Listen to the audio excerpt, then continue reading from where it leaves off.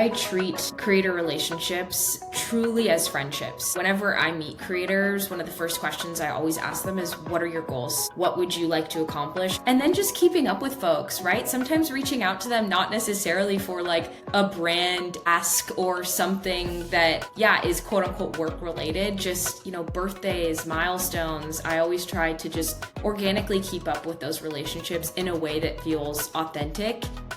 Welcome to Marketing Happy Hour. I'm Cassie, consultant, podcaster, and your host. Every Thursday, you'll hear episodes packed with insights from brand leaders on an array of topics, from crafting effective marketing strategies and hitting career goals to building leadership skills and launching your own business. Inspired by those unfiltered happy hour combos with peers, this show is all about practical, empowering chats to support your professional journey. So grab your favorite drink and let's get to the episode. Today, I am joined on the show by Lauren Giovannetti, Marketing Project Manager of Stan. She's going to share a little bit about what the brand does. I was chatting with her off record, and we've just been interconnected with creator friends over the past few years. So super stoked to learn more about her and what she's working on, creator to brand partnerships, what creators can be doing on their own channels just to increase conversions, grow their businesses as well. But with that being said, Lauren, welcome to the show. Thank you for having me. I'm so excited to be here. Yes, I'm so stoked to have you. I think your space is so unique. And, we talk to a lot of brands, but we also have a lot of people who listen who are current creators or they're interested in becoming creators. We also have this space that's growing right now of marketing authority leaders. And so I think there's a lot that even we on the brand side can learn if we are dabbling in the creator space, what we can be doing, but also just what are creators doing nowadays? What are some of the trends in that space? And what are they looking forward to in terms of just building their own brands? So super stoked to talk all of those things with you today. Yeah, me too. I can't wait. Well, I have to ask first, what's been in your glass lately in true Marketing Happy Hour fashion? Yes, what's been in my glass? So many different things. I mean, right now I'm looking at two different glasses. We have coffee in Naturally, one, we yeah. have water in other. Pre and probiotics as well. Love a little Yes. probiotic mix or a poppy drink. I love having like a beverage on hand at all I love times. it. So, yeah. I love it. And I have to ask you too, you're in LA, which I love California. Do you have a favorite coffee shop or like smoothie shop or whatever out that way that you go Ooh. to?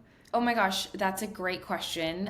There's actually a cute little coffee shop by the Stan office in Venice called Little Lunch, and it's Ooh, like a tradition, not a tradition, but sometimes we'll go on a little walk over there in the morning or afternoon for a pick me up, and it's got great vibes, amazing staff, and great coffee. So I would oh say my that's gosh. definitely a spot to check out.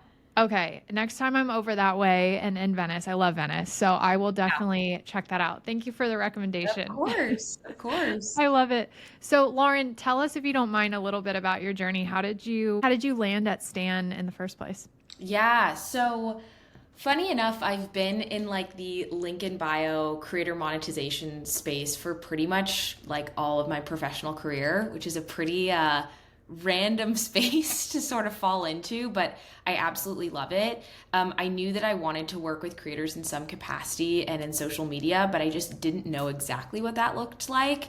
I was a communications major in college and a film minor, so pretty much as broad as you can be. But in college, I stumbled across another company that was also a link in bio creator monetization tool. And I just found it fascinating. I'm like, this is such a cool way to work with creators in a capacity to empower them and to help them actually make a sustainable source of income, not just have to rely on brand deals. They can start earning much earlier in their creator journey. So it just got me really excited. So I worked at this other company actually as an intern in college, helped them build their social media channels, was just like cold DMing a ton of creators being like, hey, have you heard of this? Like, we can help you out. So I worked at that company for about 2 years, started working there full time when I graduated college, was on the sort of creator success team, like helping creators get set up on the platform, giving them ideas on how to monetize. And then I actually built an ambassador program over there as well, scaling it from 0 to 80 creators. And then in the spring of 2023, I believe it was a recruiter actually that reached out to me being like, hey, have you heard of Stan? And I had seen Stan organically on my socials and other creators talking about it. And as soon as I met John, I was just really bought in. I was bought into the mission and the values of the organization. And I loved his transparency as a founder of being like, this is where we're at. This is where we want to go. Like, all of this is public knowledge, which I think is really important in a startup because Stan really isn't that old. And now I just hit 2 years on May 1st of being at Stan. So I couldn't be happier. I love it. Well, congrats on 2 years Thank you. coming up. Tell us too a little bit about what you all do. Like, what is Stan for those who are unaware, and what do you guys offer? Yeah, let me back up a little bit because Yeah. a lot of people are like, cool, Lauren, job Yeah. sounds cool, but like, what do you do? So Stan is an all-in-one digital storefront in the form of a link in bio. So, a lot of times if someone's on social media, they're online, you're going to see someone has a website, maybe a link tree, something along those lines in their social media profile. That link is very prime real estate for a creator, right? It's one of the most important things that you can have in your profile, and maximizing it is super important. So what Stan is instead of having like a link tree where you're linking out to your courses on this platform and your digital products on this platform, and then you need another platform for email marketing, it's all under one roof. So if you're a fitness coach, you can sell a membership, a community, digital downloads, and one-on-one coaching in one place. So it makes it easier for you as the creator, but then also for your audience because it's a 2-click checkout process. So we typically see creators increasing their conversions when utilizing Stan versus like a traditional website. And you already kind of mentioned and alluded to this, but nowadays creators, that term has evolved, right? Creators are launching these bigger form businesses, offering coaching and offering online content and doing all of these different things in addition to those standard partnerships that we know of influencers doing, right? So for brands who are maybe not seeing creators as bigger businesses now, why is it important, do you think, for brands to make that shift and continue to go down this path of looking at creators as full-scale businesses? I think it's important because they are a business, right? They know how to run every single area of their business effectively. Like as a creator, you're like naturally a jack of all trades. You're probably filming your content, you're producing it, you're editing it, you're posting it, you're creating a community, you're creating a content strategy, you're developing marketing skills. Whether you know it or not, like you as a creator embody all of those traits, or you will learn how to do them all. So I think it's really important for businesses to not just be like, oh, this is someone just posting videos. Like, no, there's a lot of work that goes into that. And I think the more effectively creators and businesses can actually work together, the better off everyone will be. Because it's not like, let's work against each other. It's like, how can we collaborate to ensure we have these strategies that are ultimately reaching the most amount of people as possible. Yeah. And with that too, we're seeing a lot of these brands get super creative with how they're integrating with creators. They're building events, maybe they're building courses in collaboration with them. And so to your point, being able to expand your horizons on what a traditional partnership looked like in the past, and now what are some of the new ways that we can integrate with them, and that just leads to longer term success, I think. Definitely. Yeah. So with that too, I mean, you just have firsthand working at Stan of seeing creators scale offers from zero, day one to sold out offers. And so I'm just curious, again, speaking more to what brands should be paying attention to, what content patterns or signals should brands be watching out for when it comes to vetting potential partners? Yeah, I mean, if you're looking for someone who's effective in driving conversions and who knows how to get people to their products or to their link in bio, to their, Stan store, it's all about their content strategy and how they're really integrating their products and offerings into their content.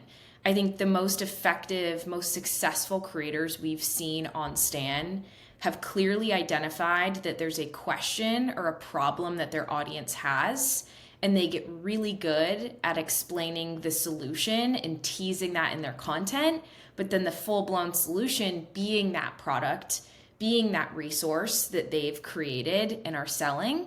And I think being quote unquote salesy for creators sometimes is uncomfortable. They're like, I don't want to ask like my audience to, buy this, or I don't want to be pushy, which I totally hear and understand. But again, I think it's that like mental shift of not being like, oh, I'm selling and like I'm solving something for my audience, and I'm going to attract that target audience into my community. So I think when a brand can see someone who is, again, effectively driving folks through that content to their link in bio, if you know what they're selling, if you know what the problem is that they're solving through like a quick graze in their content, that's going to be someone who's very effective in driving up those conversions. That's great. And then even kind of outside of that too, when potentially entering into an agreement with a new partner, and this could be positioning from the creator side or from the brand side, we talk all the time about value alignment and these things that are non-negotiables, right? In our partnerships, is there anything that you'd call out, whether it's the creator looking for in a brand to start working with, or the brand looking for a creator to start working with, that we should be kind of paying attention to and checking those boxes in order to enter in an effective agreement? Yeah, I think values is so important. And I think it's something that honestly folks don't talk about super often. Do you believe in this company? Do you resonate with this company? Like, how are they showing up on socials? What's their brand voice? Like, who are they representing? And like, do you authentically feel aligned with that as the creator? I think it's really cool at Stan, we have an ambassador program. And, most of the time when we reach out to folks, hey, you want to partner with us, be an ambassador with us, especially if they're already on the platform, they're always like, heck yeah. It's like if you're watching Hulu all the time, shows on Hulu, and then Hulu reaches out and is like, let's be an ambassador. You're like, heck yeah. So what is that alignment? Like making a list of things that you organically use or that you maybe one day like to partner with, I think is a really smart way to go, because then you're ensuring that it stays in alignment with who you're serving and kind of what your brand is, and it won't feel like random to your audience and community. And then I think from the brand side, it's a similar mental model, right? Of like, who is our target customer? Who are we trying to help? What maybe do we lack in our content right now? Are we just representing like one age group, one demographic? Can we broaden that? Can we look for other people to bring into our brand? Because I think in a perfect world, a brand isn't just one person or one thing. It's like a mosaic of all these different creators tapping into new audiences. So I think those are two kind of buckets you can look at working with either creators from the brand side or the brand side working with creators, and kind of some questions you can ask. I want to ask you too about own channels. So we talk about this all the time on the brand side, right? Like, have your own channels. Social media is awesome. We love social, but there's other places and platforms that we can drive to. So if TikTok shuts down one day, we have something, a community to fall back on. Same thing goes with creators. Creators are building these own platforms, which is really amazing to see. And that just goes into play with these full-blown businesses we've already talked about that they're building. So from the brand angle, again, what do you feel brands should know about creators who have these strong email lists or podcasts or online courses? What would you say to just kind of the value of those channels and maybe a potential collaboration opportunity, for example? That it is truly the most valuable thing a creator can have. Because if they have, 20,000 followers and 10,000 people on an email list, that engagement, that stickiness, that loyalty is so high, right? And they've probably done that very meticulously. They have probably been very meticulous about what brands they speak about or what content they make or, just being protective over that brand identity if they have an engagement that's that high versus someone with, maybe millions of followers. Maybe they haven't built that email list quite yet. Maybe they haven't had that same type of engagement and loyalty, and maybe they're not driving people away from their content, right? Maybe it's just in that platform. Well, when they go to then sell something, it's going to be a very different conversation because they haven't really primed their audience to do that, and they maybe haven't set themselves up for success quite yet. So I would definitely urge brands to ask questions like that and look at that as a huge, huge green flag, because that means they've effectively driven folks to sign up for their email list, to buy something from them, and they've done so successfully. So big green flag. Yeah. Yeah, I agree. Could not agree more. Are there any other channels too that you're seeing becoming very popular to creators to start jumping in and using, or even not new channels per se, but just channels that you're seeing creators really dive headfirst into that have been around for a while, whether is email marketing coming back? I mean, I think email has always been here as a effective channel, but I guess just anything that you're seeing being popular among creators using. Yeah, I personally am seeing definitely an increase with creators on LinkedIn. That's something that I think I've seen growing a lot over the course of 2025. But to your point around email marketing and just owning your audience, I mean, I think everything that's happened, with TikTok in the past, whatever, 6 months, I think it really was a wake up call for a lot of people of like, holy crap, I can't necessarily just rely on these apps for my audience, right? And so I do think having an email list, I do think driving people to your website, to your stand store, whatever it may be, is super important, because then that email list is yours, right? That list is yours and yours only, versus relying on these outside apps to grow your following and community. I think it's super important to have that list so that if everything went down tomorrow, you have a point of contact with them. Yeah. So it sounds like you're saying just diversity of channels is still Yeah. important, and figuring out where your people are, tapping into that. And then brands can then tap into that in different ways too. 100%. And I think obviously utilizing the channels, Instagram, LinkedIn, TikTok, Mhm. whatever it may be, to grow and build that community. Obviously you're not going to like drive people to an email list on day zero. They'd be like, why would I sign up to get your emails? You have to build that trust and momentum. But once you do, I really do think it's a great way to ensure you have longevity of that, right? If in 2 years another platform pops up, you can email all those people and be like, "Hey, I'm super excited to be sharing content on X, on Yeah. wherever." So, yeah, Yeah. And I love that you mentioned LinkedIn collaborations too. That is one thing that I'm watching very closely. And it's super exciting to see that brands are seeing the value of the creators on these platforms or on that platform too.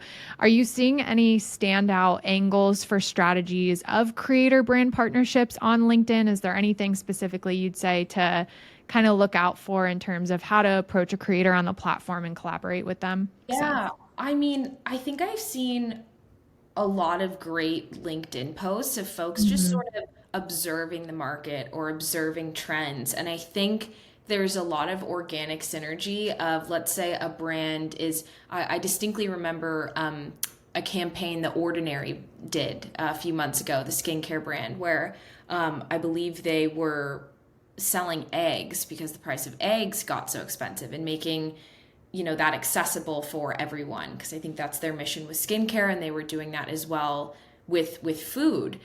If someone's organically speaking about that and talking about that, I just think there's so much opportunity for brands to look and go like, who is mentioning us? Like, who is a fan of us? Who's utilizing us? Who understands who we are as a brand and our ethos?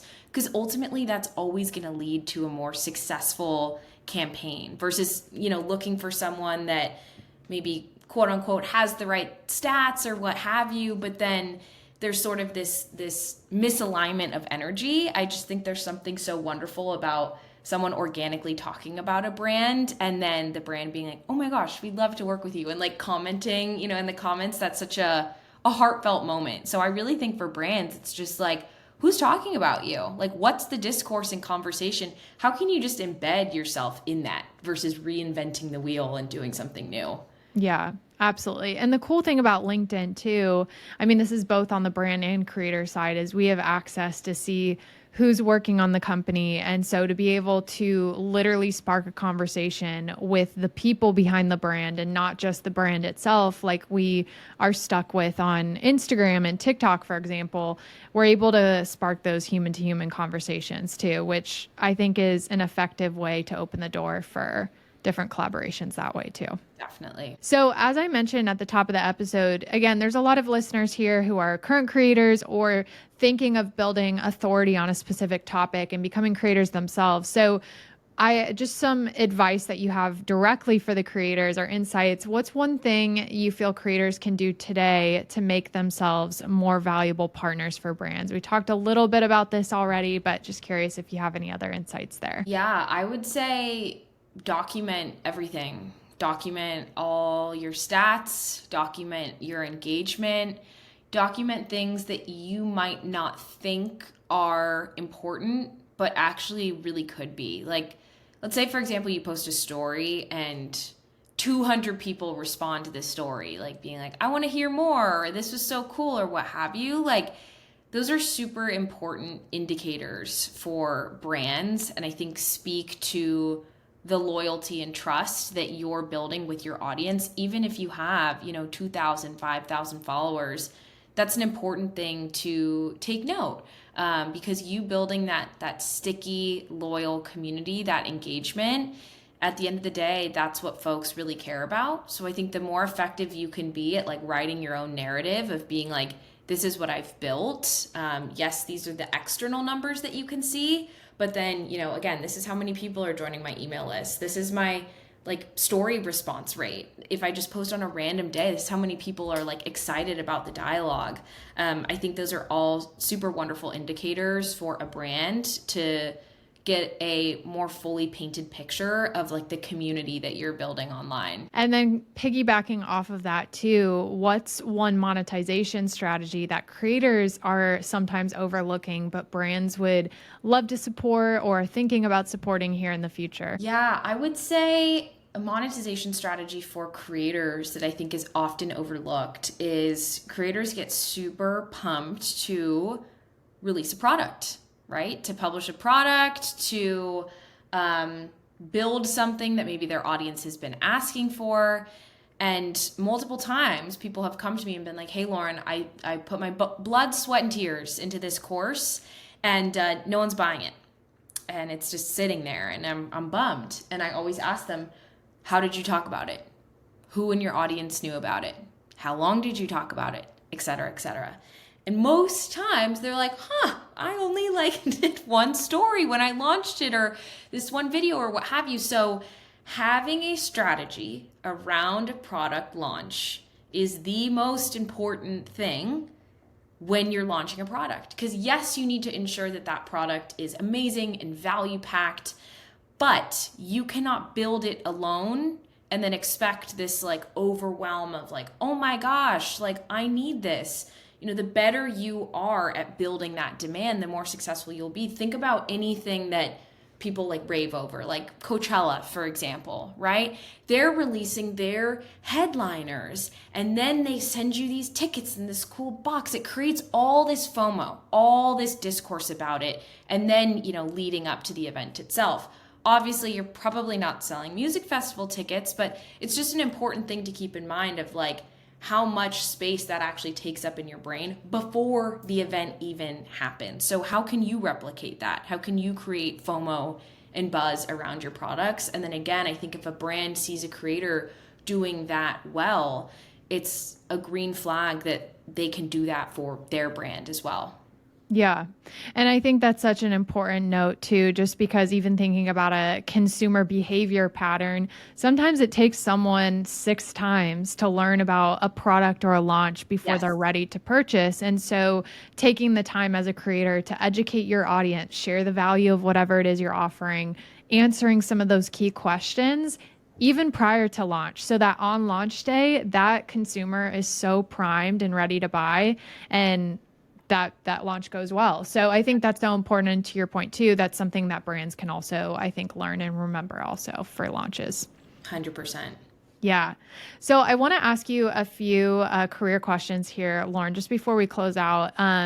We have a lot of marketers that are interested in tapping into this space and a creator first brand or platform, working an influencer, et cetera. Do you have any tips or things that we should just be thinking about skill set wise in order to get into this space and also just achieve success in a role like that? Yeah, I think it's a really good question. And sometimes I even have imposter syndrome of like, am I the best person to be giving advice like this? But I truly believe that I'm Gen Z. And I think a lot of us, Gen Z millennials who grew up or a part of our formative years was like on the internet and seeing the evolution of the internet, that is a huge value add, right? Like you knowing trends, scrolling TikTok, I maybe it's just me justifying my screen time here, but I really think that knowing what creators are looking for, knowing what the internet is talking about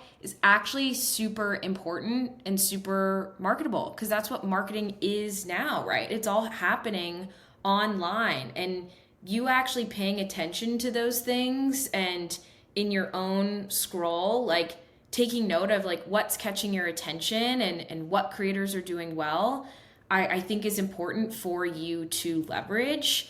And I think the other thing is no one is ever, well, I don't want to say no one ever, but in your mind, you might always think like, oh, well, I need more experience or like, I need to do this better before I can apply for this, or I'm not really sure if I'm the right person. Like, you got to tap into a different headspace and just be like, I'm going to give this my best shot. Like, I have a lot to bring to the table. And there's a lot of, I think, positive self-talk, especially in your early career years, that you just have to go for it. And there's going to be moments where maybe you don't have all the answers, but being scrappy and wanting to just find them is a great quality to have and will actually get you really far, right? Sometimes you're going to be there and be like, I'm not exactly sure what I'm supposed to be doing, but leverage your team, ask questions, but then give it your best shot. And I think a lot of times people are actually surprised with what they can do when they just like go for it. And then the last thing I would say is just definitely networking, right? Reaching out to people who are in a space that you want to be in. You never know. You never know what's going to happen. The worst thing that can happen, they don't respond. That's it. That's literally it. So shoot your shot, go for it. Look at your connections and who is in your network and leverage that and reach out to folks, because I think so much can happen with just knowing the right people and putting yourself out there, because no one's going to know about your value if you're not sharing it with others. Yeah, for sure. And you totally read my mind. I was going to ask you about relationships because I can imagine even just on the relationship side with the creators themselves, it's important to get to know one another and hear what they're looking to do, and then you as the brand as well. So how is that coming into play just in your role working with creators? And then any tips for approaching relationships to make sure that they are being nurtured and developed over time too? That's a great question. And I think I treat creator relationships truly as friendships. Whenever I meet creators, one of the first questions I always ask them is, what are your goals? What would you like to accomplish? And what can I do or what can Stan do to help you get there? I think it's so important to be creator first. That's one of Stan's biggest values and pillars, is putting the creators first and doing everything we can to help and support them, because then at the end of the day, it will come back and help Stan and help us. But I truly think starting a conversation with that is very important. Not, hey, what can you do for me? But what are you looking to do? And how can we fit into that? Because I always tell creators, like, it's a privilege and an honor to work with you and for you to choose to work with us. So I always make sure to have that mindset going into conversations. And then just keeping up with folks, right? Sometimes reaching out to them, not necessarily for like a brand ask or something that yeah, is quote unquote work related, just, birthdays, milestones. I always try to just organically keep up with those relationships in a way that feels authentic and not forced. And I think just showing up as yourself is really important. And, people always remember how you made them feel. So I try to really remember that when I'm building the relationships with creators. Yeah, great advice. Thank you so much. This has been awesome, Lauren. Thank you for passing on your strategies for creators, for brands in this space. We would love to stay in touch with you personally, but also just know what you're working on at Stan. Where can we follow Stan along, learn more about the brand? Tell us all the details there. Yeah, absolutely. So on Instagram, you can find us at Stand for Creators. We post lots of tips there. You can learn more about the product there. We also have a really great help center. If you're someone that's looking to maybe get into utilizing Stan or learning more about the product, help.stan.store is a great place to just read more about what our product can do. Or if you're already a Stan user, you can learn how to maximize it through our different articles and video tutorials on there. Amazing. Lauren, thank you so much. Or actually, and your personal page, did you mention that as No, well? I didn't. Yeah. Yes, because I'm on my own creator journey as well. I've been coaching Yes. others on how to grow online for years, and I finally decided to just start doing it myself as well. So Love you it. can find me on Instagram at Lauren Giovannetti. Last name is a bit of a mouthful. So Lauren underscore Giovannetti, Giovannetti. And then on TikTok at Lauren GGO. So a little bit more condensed, Love but it. those are the two main platforms I'm posting. Amazing. Thank you again for being here and for passing on these strategies. And definitely go check out Lauren's channels as well as Stan's channels too. Lauren, thank you so much. Thank you so much for having me. Thank you so much for tuning into this week's episode. If you enjoyed this conversation, I would love your feedback. And if you're ready to take things to the next level, sign up for my weekly newsletter in the show notes. You'll get weekly career and marketing insights straight to your inbox. And if you have an idea for a future Marketing Happy Hour episode, shoot me an email. hello@marketinghappyhr.com. Thank you again, and I'll see you next Thursday.